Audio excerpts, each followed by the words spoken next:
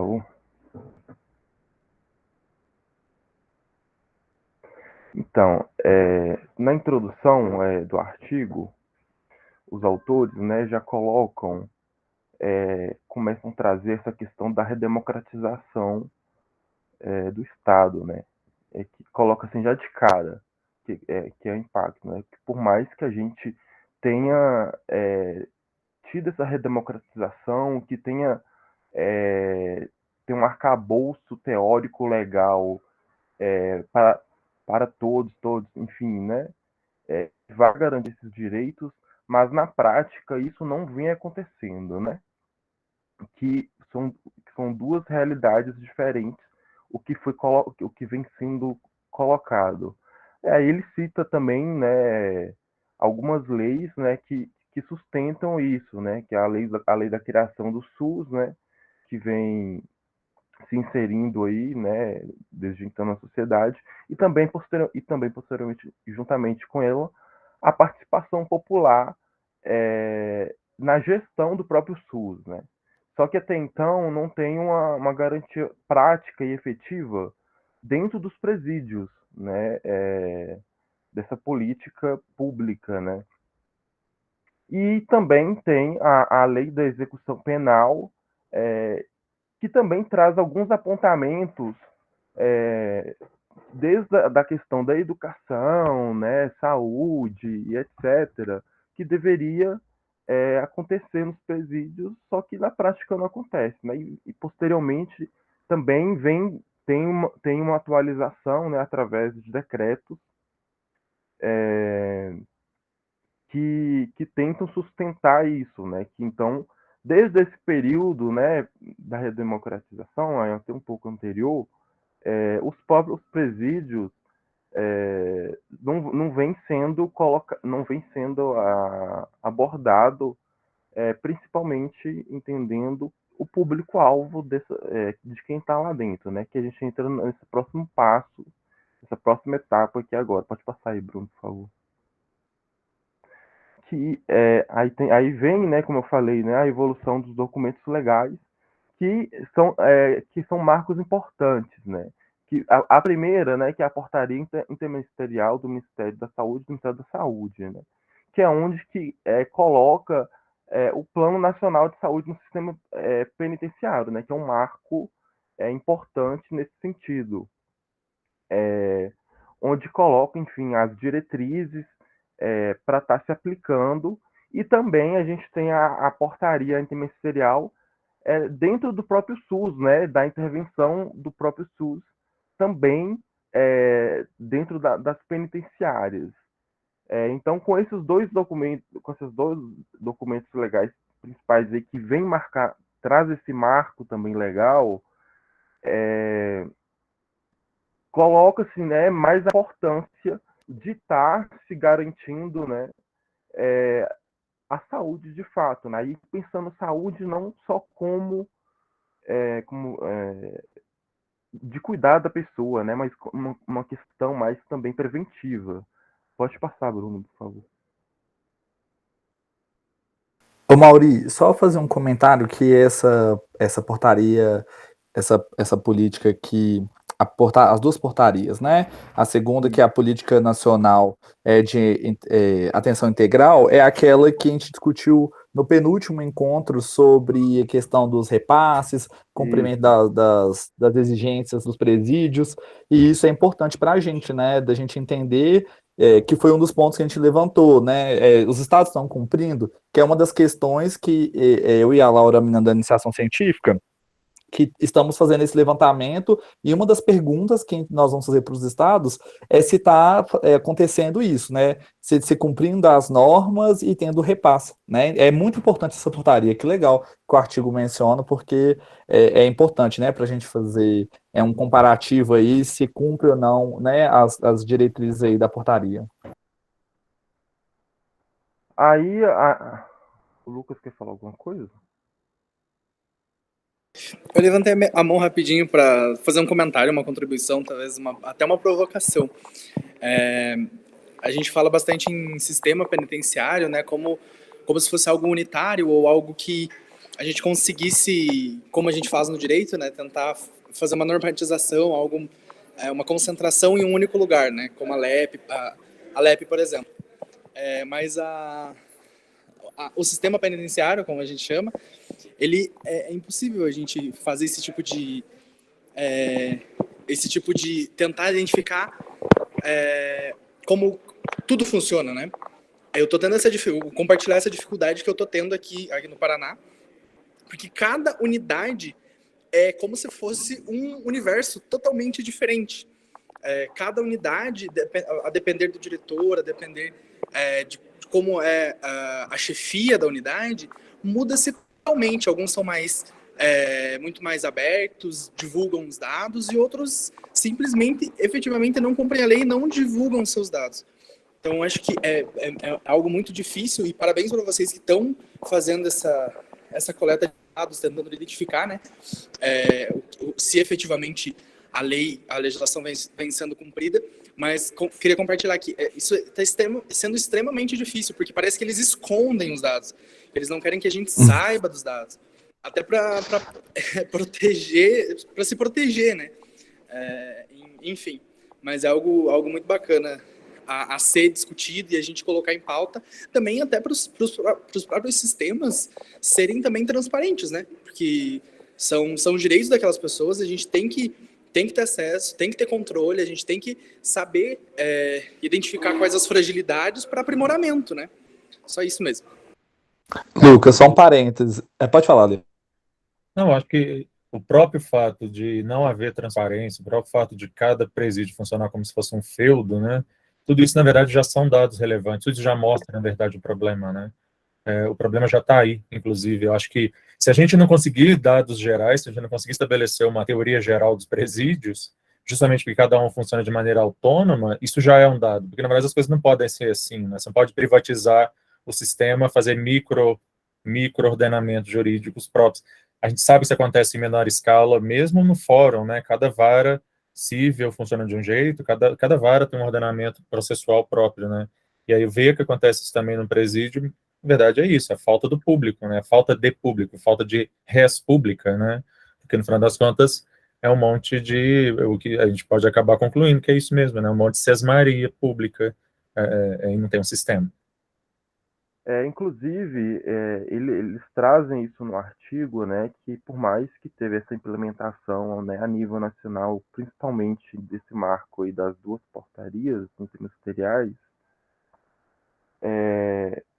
não conseguiu consolidar em todas as unidades, como foi colocado aqui, né, esse marco, né, pode-se ver em uma ou outra, mas quando se vai olhar na prática, é isso que a gente, até quando a gente entende, nem como pesquisa, né, mas como um conceito popular mesmo, né, de como se funcionam as penitenciárias. Aí aqui, né, trazendo essa questão dos fatores sociais, que eles também apontam, né, que de quem é esse público e como é que funciona isso, né, que o fator principal é a questão da economia, né, que coloca as pessoas que estão em desigualdade social, além da influência moral que a gente tem na sociedade, e também a construção social que de como é visto essas pessoas, né? Ou não, né?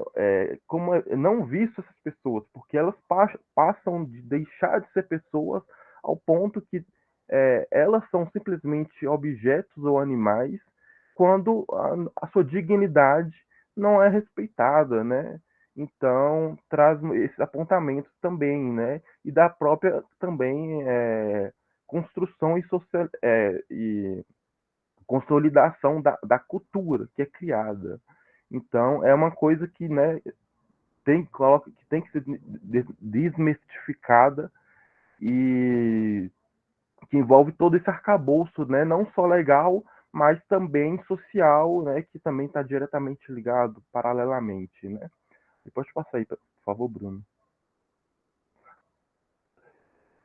Além disso, né, disso que está colocado, né, dos arcabouços legais internos aqui do Brasil,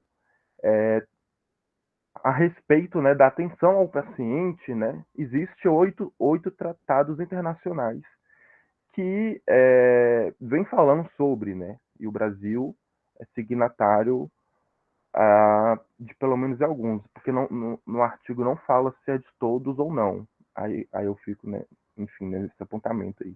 Eu não sei se é de todos. Mas, de qualquer forma, no artigo traz, né, que é importante colocar que mesmo naqueles países que não são signatários nos tratados, tem uma influência também direta para a ONU. Então, em alguns são diretamente vinculantes, né, para estar cobrando o país e tudo mais, mas outros também que não são vinculantes servem para entender aquilo que está colocado. E esses tratados, basicamente, né, por mais que também venha se falando da atenção ao paciente, por fundo tratando da questão dos direitos humanos, né? E onde a gente também pode estar envolvendo não só eles, aí já é uma visão assim, né? A gente não pode estar envolvendo só eles, mas aos outros que também têm, que trata-se também da dignidade humana, enfim, né? Aí pode passar, Bruno, por favor. Aí sobre o objetivo do estudo, né? Que é um recorte aqui que traz, né, do que eles colocam. Que o estudo é uma pesquisa mais geral que é colocada, né? E eles fazem um recorte da pesquisa que eles estão pesquisando, né? Então esse recorte da pesquisa que gerou esse artigo tem como objetivo verificar se os prisioneiros são atendidos por equipes de saúde prisional ao entrarem em penitenciária localizada no estado de Minas Gerais, Brasil, e se recebem orientação sobre o funcionamento de unidade de saúde existente no local, né? Ou seja, quando os penitenciários estão entrando na penitenciária, eles obrigatoriamente têm que receber um atendimento médico para saber se existe algum problema anterior, né? Ou mesmo de ver como que a pessoa está, né? Porque quando a pessoa cumpre a pena, né, ela não pode sair pior do que como ela entrou, né? Então tem esse paralelo também que é colocado, né? Aí pode passar, Bruno. Aí o método que foi utilizado, né? Aí foi utilizada uma abordagem qualitativa do tipo descritivo, a questão, né, foi realizado, por mais que foi publicado em 2018, mas a pesquisa foi realizada em 2016, né, na penitenciária localizada no estado de Minas Gerais, né, destinado a abrigar prisioneiros de ambos os sexos, não sentenciados e sentenciados apenas nos regimes fechados e semiabertos, né.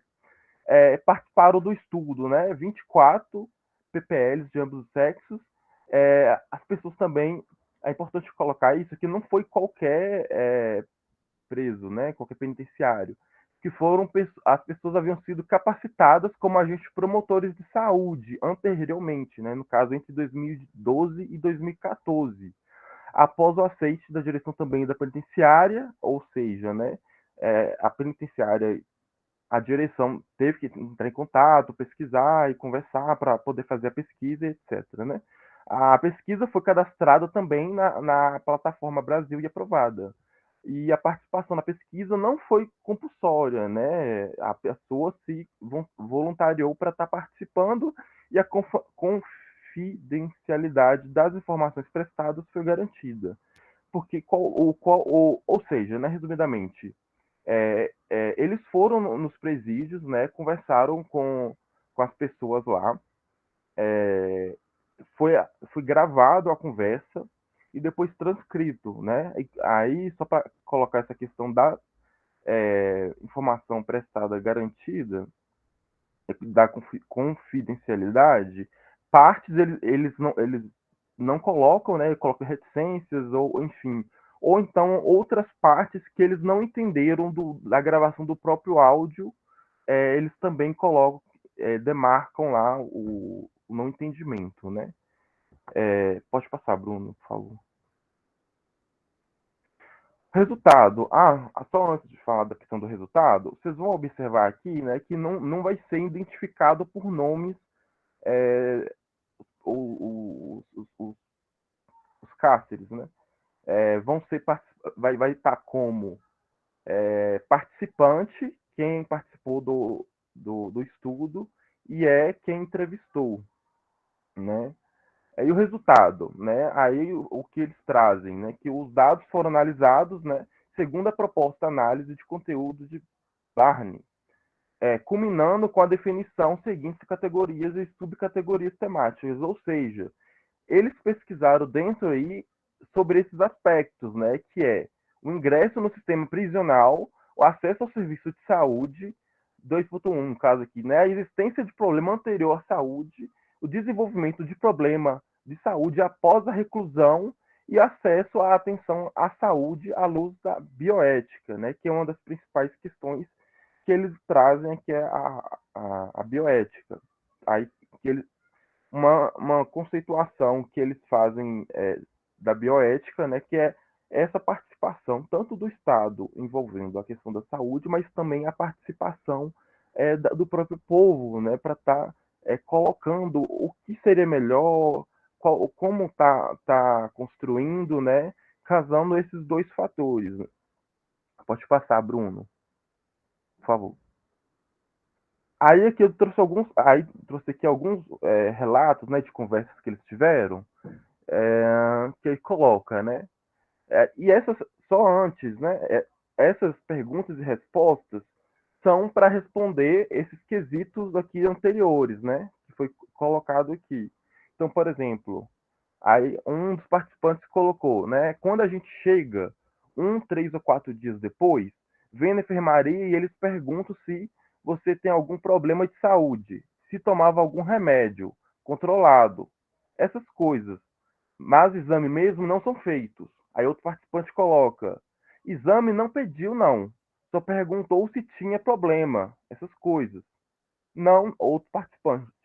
Não, não. Fui direto para a cela. O certo seria, né? A gente fazer alguns exames, né? Para ver se a gente tem HIV, ver se tem outros tipos de doença. Isso seria o certo. Mas não foi o que aconteceu.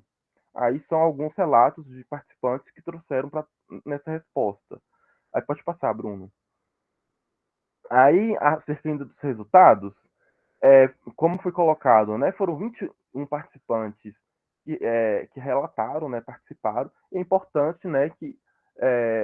E relataram que não receberam a orientação da administração do estabelecimento prisional sobre o funcionamento do serviço de saúde existente ou sobre os tipos de atendimento que podem ser prestados pela equipe da unidade local de saúde ou em quais situações a equipe encaminha para atendimento em outras unidades da rede pública municipal de saúde. Ou seja, né, aqui está claramente não respeitando, né, que eles não tiveram esse atendimento médico prévio, tanto pela garantia das leis interministeriais, né, tanto aquela nacional, ou mesmo aquela do próprio SUS, né? Então, nenhum desses participantes receberam esse atendimento.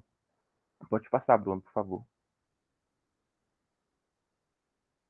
Aí que traz outros relatos, né? Que uma conversa que também vem a responder aquelas questões lá.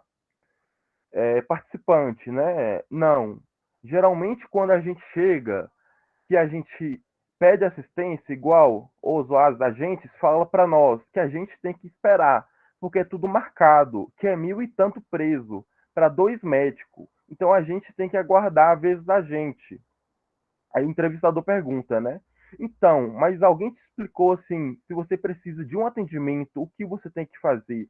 Quem você procura? Aí ele responde, né?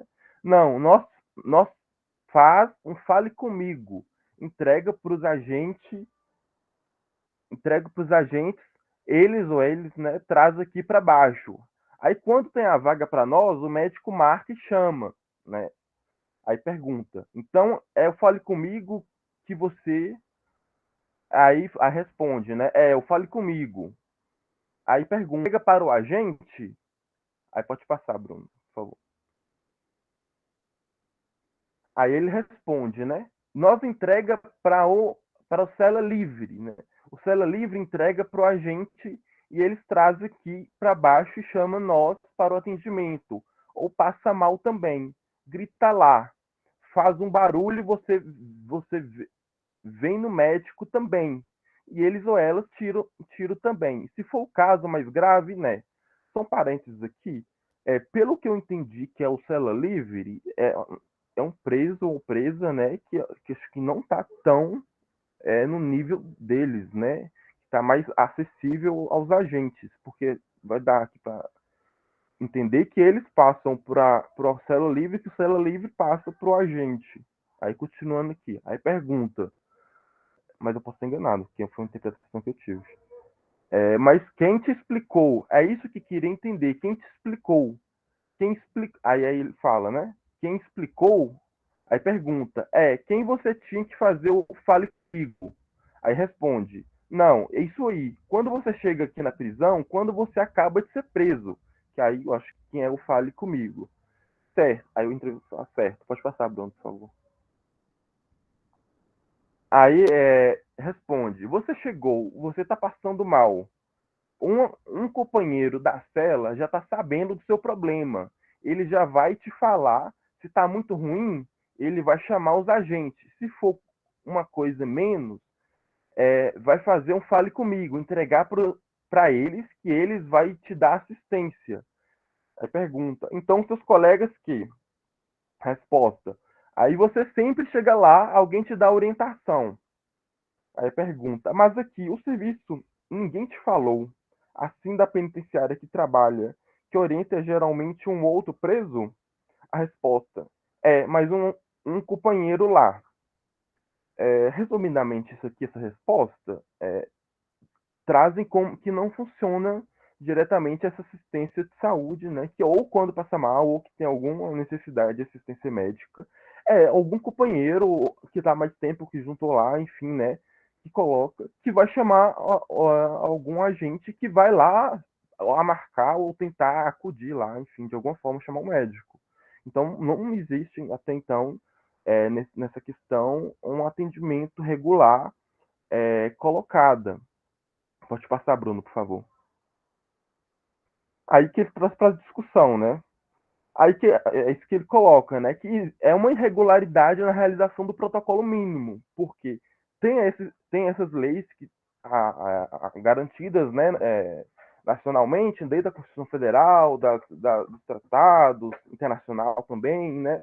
E as ações interministeriais, nenhum mínimo ali se consegue estar garantindo, né? Que é essa questão do atendimento à saúde ao entrar, enfim, a partir também nem de entrar, né? Do acompanhamento, porque a partir do modo, né, que tem o acompanhamento, o que foi colocado aqui é que eles que têm que se ajudar entre eles, né, quando acontecer alguma coisa. E também lá coloca na discussão que são relativamente raras as investigações sobre as condições dos prisioneiros, né? É o que assim, se esperar já, né? Que eles tentam camuflar. Então não tem essa investigação de se está funcionando ou não, do que é colocado, da, da, da direção, enfim, né? Do papel do Estado, inclusive, da intervenção do próprio Estado nesse sentido, para estar que é um paralelo, né, da investigação se está acontecendo alguma coisa, ou mesmo da própria intervenção do Estado para tentar melhorar, né, que também isso também não fica claro que existe uma intervenção do Estado para tentar melhorar a situação que está colocada. Além disso, ele coloca, aponta na discussão a questão da insalubridade.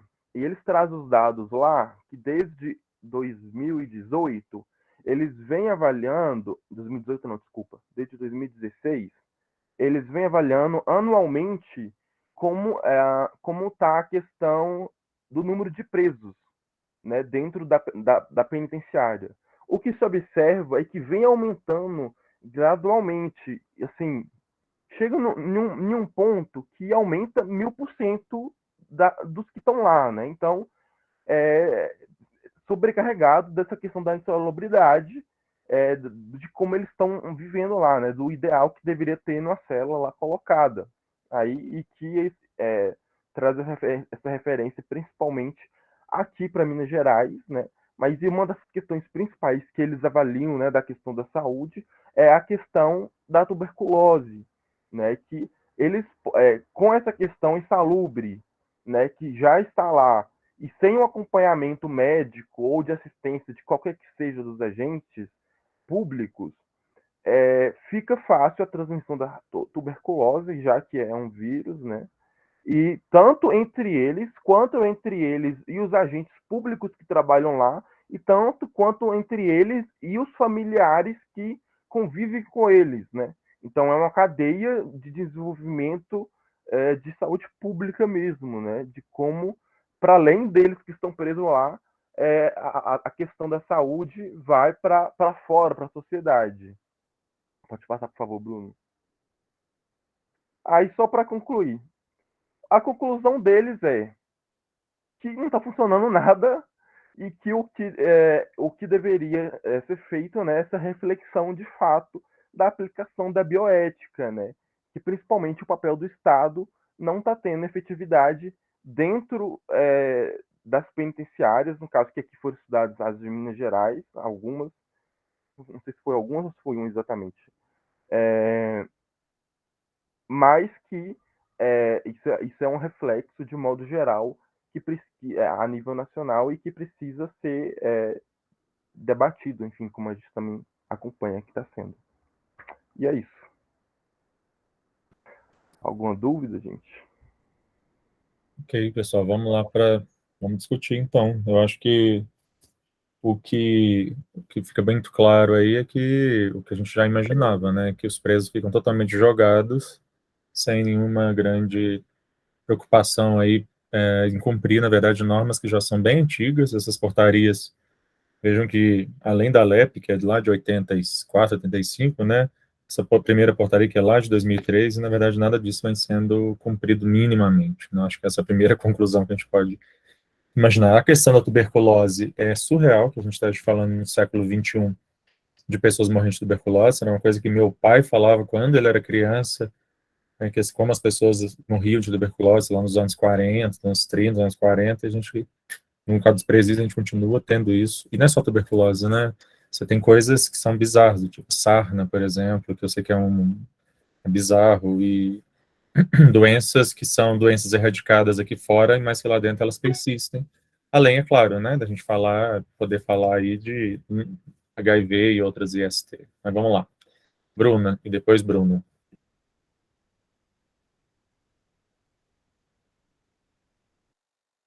Olá, boa noite, tudo bem? Algumas pessoas me conhecem aqui, eu acho que todo mundo. Eu sou a Bruna, eu sou orientanda do professor Luiz Aqui tá baixo, não sei se é só para mim. Bruna, a gente tá... Eu vou aumentar até o máximo. Agora tá melhor? Agora a gente está te ouvindo, antes a gente não estava ouvindo, não. Ah, sim. Eu não vou ligar a câmera, não, até por causa da conexão, mas eu vou falar. Então, eu sou atualmente graduando em Direito no 10º período da UFOP. Eu sou orientanda do professor Alexandre Bahia e eu fui orientanda também de uma outra professora, Flávia Máximo. E o meu tema era a questão do direito do trabalho das pessoas não binárias. O que eu notei, e que se mantém até então, é a inexistência das pessoas não binárias para o direito no Brasil. Tipo, eu não sei se você, a Mauri e você, Bruno, acharam dados sobre pessoas não binárias nos presídios. Eu acredito que seja impossível, porque, nossa, eu nem sei... Eu não sei o que eles fazem, se eles jogam quem parece mais mulher para lá e quem parece mais homem para lá, mas fato é que na minha pesquisa, o que foi uma pesquisa comparada, o que se concluiu foi que falta o Brasil avançar na legislação reconhecendo o direito das pessoas não binárias ao trabalho e também em outros aspectos, que em outros países como Nepal e eu não sei mais quais de cor, eu teria que olhar um relatório de iniciação científica, existem caminhos jurídicos que reconhecem a existência das pessoas não binárias para o Estado. Elas são duplamente desumanizadas, porque elas são excluídas pelo Estado e não podem registrar um sexo que não seja feminino ou masculino no Brasil. Isso é uma prerrogativa de alguns estados, mas não de todos. Era só isso que eu queria saber. O que acontece com as pessoas não binárias nos presídios? Obrigada. Ok, Bruno. Posso falar? Sim. Oi. Ah, tá, ok. Não, é só para confirmar se já tinha falado. Não, eu gostei da apresentação, acho importante. Tinha só algumas dúvidas, Mauri, porque como eu não cheguei a ler o texto, o texto, o artigo ele explica, né, o presídio específico que foi feita a análise e se foi feita alguma distinção de gênero, de orientação sexual, algo assim do tipo. E, né, para além disso, se no artigo também relata as questões mais explícitas quanto à própria infraestrutura do presídio. Tá bom? Obrigado. E eu esqueci de falar, parabéns pelo trabalho.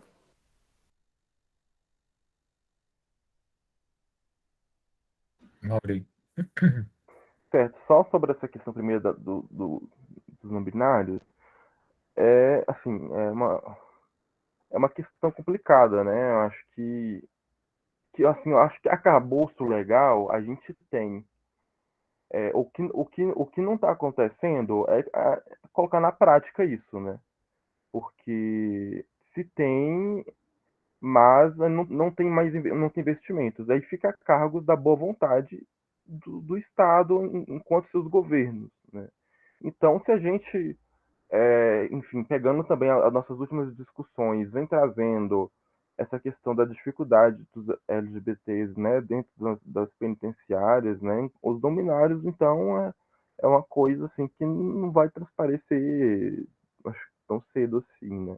Porque o que eles vão fazer, eles simplesmente vão pegar, fazer e jogar de acordo com o gênero de origem, vamos dizer assim, né, de nascença deles, né? Então, se você nasceu homem, você vai se enquadrar como homem. Se você nasceu mulher, você vai se enquadrar como mulher.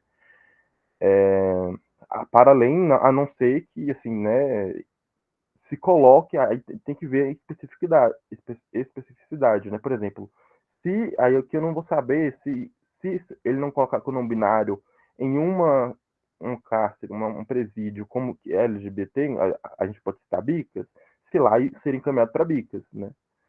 Mas acho que no geral, numa penitenciária que não seja LGBT, possivelmente seria do sexo de origem.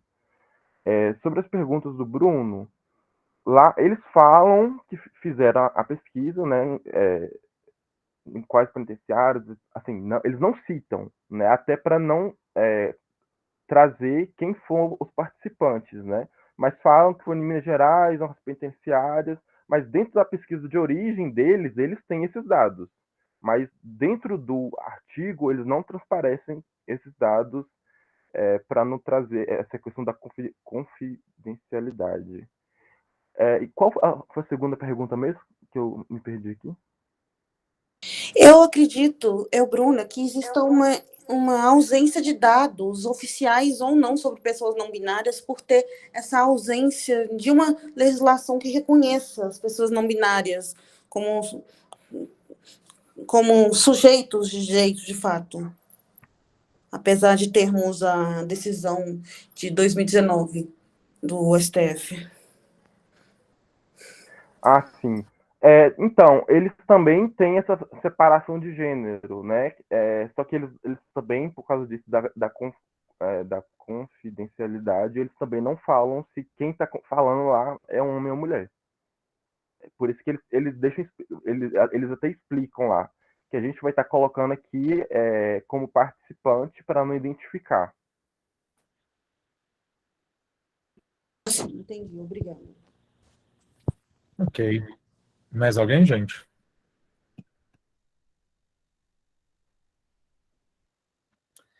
Bom, Mauri, obrigado pela apresentação. Acho que já os dados que você apresenta já mostram, na verdade, que a gente está indo no caminho certo, né? Ou seja, de que a coisa toda é mal feita e feita, na verdade, para dar errado mesmo, no final das contas, né? Eu queria, na verdade, ver se na nossa próxima reunião, e aí, eu não sei se o pessoal que está organizando o questionário já daqui 15 dias já pode discutir o questionário aqui com a gente. O que você acha, Bruno? Acho possível, acho possível. Acho que dá para a gente já pensar uma estrutura, e eu acredito que fazer aquela forma de debate, né, como a gente fez no encontro passado, é importante, né? Eu vou só marcar uma reunião com o pessoal na semana que vem para a gente já alinhar, escrever, enfim. Pois é, eu acho legal isso, até, já te dou a palavra, Iago, até para a gente poder seguir, inclusive, o protocolo que o pessoal usou dessa pesquisa que o Mauri falou, a gente entrar em contato com o diretório, né, o diretor lá do presídio e tal, antes mesmo de mandar para a plataforma Brasil. Mas, enfim, Tá. vamos lá. Iago.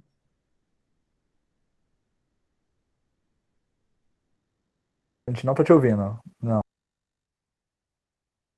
Sei. Agora sim. Começou a falar, mas daí tá. É.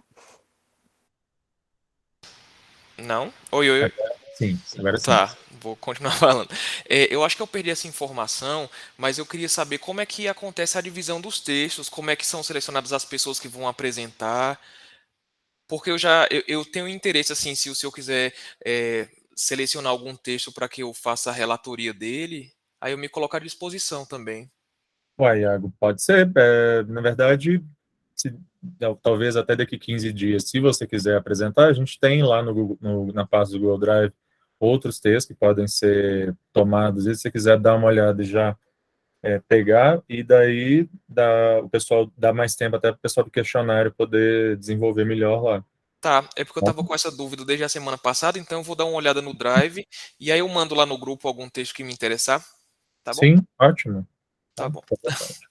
Na verdade, a gente tem usado aí da disponibilidade mesmo do pessoal. Claro que se ninguém se disponibilizar, eu vou pegar meus orientantes para fazê-lo, né? Bruno, Wagner e Marcos.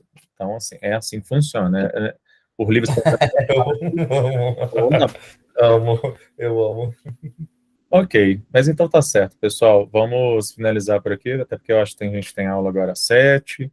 E vamos continuar nossos debates lá no grupo. Inclusive, eu coloquei uns dados lá no grupo ontem ou hoje, que eu acho que são bem interessantes a gente começar a pensar a partir deles também. E essa questão das ausências, na verdade, de uniformidade e tal, acho que é um bom ponto aí para a gente pegar no pé. Diga, Mauri. Só antes de encerrar, uma dúvida aqui, né, que eu estava na pesquisa aqui, aqueles dados lá de Bicas, sobre a quantidade de suicídios, etc. Para além das notícias, enfim, dos meios de comunicação, a gente tem acesso à pesquisa ou ao dado público que gerou esses dados, porque eu acho que partiria desse documento para a gente também se basear, em vez, por exemplo, de uma notícia que também é meio. Eu acho que é isso que a gente é isso que o Bruno também vai olhar aí a partir da lei de transparência, né? Se esses dados não estiverem disponíveis na Secretaria de Seguridade Social, que chama agora, né? Enfim, na antiga Secretaria de Segurança Pública, se isso não estiver disponível lá, nos sites, de fácil acesso público, a gente vai demandar isso via lei de acesso à informação, porque esses dados, se eles existirem, imagino que eles existam, porque tem que fazer registro disso, né? Eles têm que fornecer. Ok, pessoal. Obrigado aí para todo mundo. Teve algumas pessoas que tiveram